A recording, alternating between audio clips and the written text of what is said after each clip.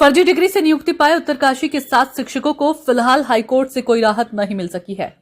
High court ने सभी याचिकाकर्ता शिक्षकों को कहा कि उन पर जो आरोप है उसका जवाब उचित फोरम में दें। कोर्ट ने सभी याचिकाओं को निरस्त कर दिया है।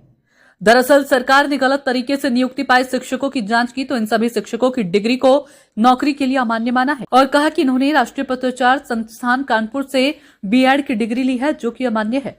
हालांकि इस आदेश को इन सभी ने पहले एकल पीठ में चुनौती दी तो कोर्ट ने याचिकाओं को खारिज कर दिया, जिसके बाद स्पेशल अपील सभी की ओर से दाखिल की गई और कहा गया कि इन्होंने इतनी लंबी सेवा की है कि और जब जांच और सत्यापन किया गया तो उनकी सभी डिग्री सही थी, लेकिन अब उनको आरोप पत्र दिया जा रहा है जो कि गलत है।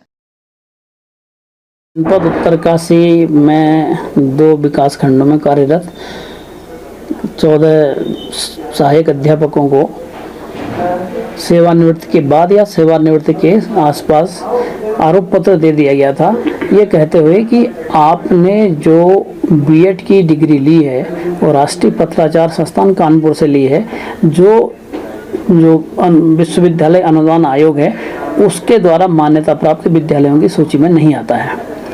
हमने इस आरोप पत्र को चुनौती दी थी जनवरी के महीने में। माननीय न्यायालय की एकल पीठ ने उस समय इस पर स्थगन आदेश पारित कर दिया था। ये कहा था कि सेवानिवृत्ति के बाद या इतनी लंबी सेवा के बाद आप किसी को आरोप पत्र नहीं दे सकते हैं, लेकिन अंतिम सुनवाई के बाद सारी याचिकाओं को माननीय न्यायालय ने निरस्त कर दिया था। ये कहा था कि केवल आरोप पत्र ही आया है, कोई आपके खिलाफ कोई कार्रवाई नहीं हुई है, आप अपना जवाब दे दें। हमने उस आदेश की भी अपील की थी क्योंकि उस आदेश में कुछ ऐसे कुछ तथ्य आ गए थे कि हमारी जो अगर कल के दिन जांच होती तो उसमें प्रतिकूल प्रभाव पड़ता। आज माननीय न्यायालय की खंडपीठ ने उन अपीलों को भी निस्तारित कर दिया है और निरस्त कर दिया है और ये कहा है कि हाईकोर्ट में जो रिट याचिका आयोजित हुई थी या जो अपील हुई थी उनके निर्णय से कोई प्रभाव नहीं पड़ेगा। हम लोगों को आरोप पत्र का जवाब देना है। आरोप पत्र के जवाब देने के बाद कहा है कि निष्पक्ष रूप से पूरे प्रकरण को देखें और नियमानुसार कार्रवाई करें। याचिकाकर्ता का ये कहना था कि मैंने कुछ लोगों ने वर्ष 1989 में और कुछ ने 1994-95 में बीएड की डिग्री ले ली थी। उसके बाद उनको नियुक्ति के समय भी उनके डॉक्यूमेंट का वेरिफिकेशन हुआ था।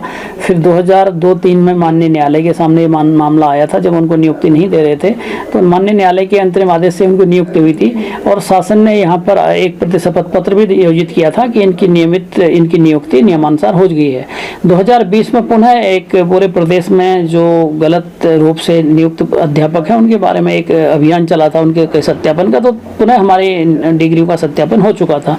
तो इसलिए हमारा ये कहना था कि इतनी लंबी सेवा के बाद जब हमारे नियुक्ति से पहले ही हमारी डिग्रियां आपने सही पाई हैं तो अब हमारे खिलाफ आप कार्रवाई नहीं कर सकते।